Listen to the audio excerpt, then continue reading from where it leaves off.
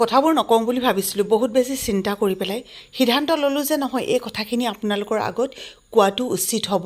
আপোনালোকৰ পৰা বহু ধৰণৰ গঠনমূলক পৰামৰ্শ পাইছোঁ। তাৰ ভিতৰত কিছুমানে কৈছে চেংনাঙক দেখুৱাই নাথাকিব, হয়তো কাৰোবাৰ নজৰো লাগিব পাৰে।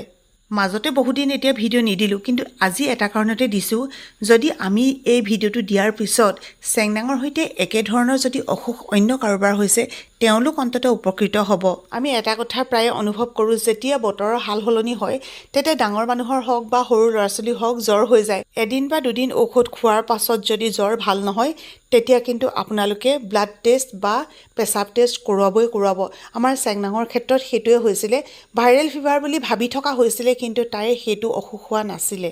বেমাৰৰ ক্ষেত্ৰত অন্ততঃ আমাৰ ঘৰত এটা কথাই ভাল, আমি কেতিয়াও বহুত বেছি হোৱালৈ ৰৈ নাথাকোঁ। শিৱসাগৰত চিকিৎসা কৰি আছিলোঁ, কিন্তু যেতিয়া দেখিলোঁ জ্বৰৰ ঔষধটো খোৱাৰ 3 ঘণ্টাৰ পাছতেই তাই আকৌ জ্বৰ উঠে, তেতিয়া আমি লগে লগে আদিত্য নাৰ্ছিং হোমলৈ গুচি আহিলোঁ আৰু ইয়াতে গোটেইখিনি টেষ্ট কৰি পেলাই গম পালোঁ যে কণমানিজনী ইনফেকশ্যন আছিলে, যাৰ কাৰণে তাইৰ জ্বৰটো ভাল হোৱা নাছিলে।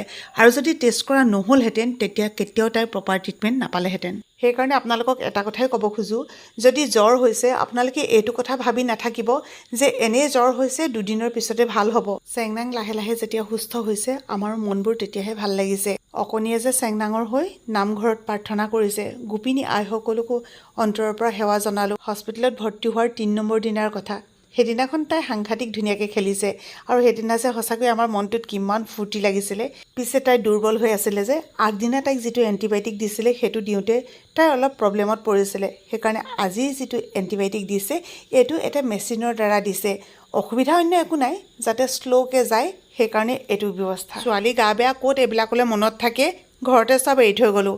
সোণটোৱে মুনুৱে অকণমান ওলাই গৈছিলে, চেংনাং ভাল হোৱাৰ পিছত আৰু তাৰপিছত এইকেইটা মোক আনি দিলে। কাইলৈ সম্ভৱ ঘৰলৈ যাব পাৰিম, মনটো বহুত বেছি ভাল লাগিছে। আৰু আপোনালোকে বহুতে মেছেজ কৰি বা ফোন কৰি বা বহুতে কমেণ্টতো সুধি আছে, কিন্তু উত্তৰবোৰ দিব পৰা নাই, কাৰণ হস্পিটেলত থাকিলে কেনেকুৱা এটা পৰিস্থিতি হয় সেইটোতো গম পাইছেই চাগে। এতিয়া বহুত ভাল পাইছে, তাই ভাল পোৱাৰ কাৰণে আমাৰ মনটো অকণমান মুকলি লাগিছে। ডাঙৰ কিবা এটা হ'লেই যদি ভাল, সৰু কিবা এটা হ'লে কেনেকুৱা লাগে গম পাইছেই নহয়। আৰু প্ৰত্যেককে সঁচাকৈ বহুত বেছি অন্তৰৰ পৰা ধন্যবাদ দিছোঁ। আৰু আপোনালোকক ব্যক্তিগতভাৱে মই কমেণ্টৰ উত্তৰ দিব নোৱাৰাৰ কাৰণে একদম বেয়া নাপাব।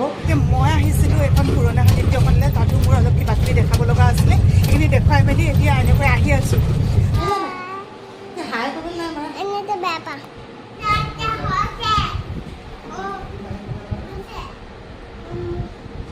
এইকেইদিন বহুত বেছি দুশ্চিন্তাতে পাৰ কৰিছিলোঁ। আৰু আজি যিহেতু আমাক ডিচাৰ্জ দিছে, কণমানিও ভাল পাইছে, এতিয়া মুনুৱে এইবোৰ পেকিং কৰি আছে, ময়ো 2-এটা বস্তু সোমোৱাইছোঁ, চব লৈ আহিছিলোঁ।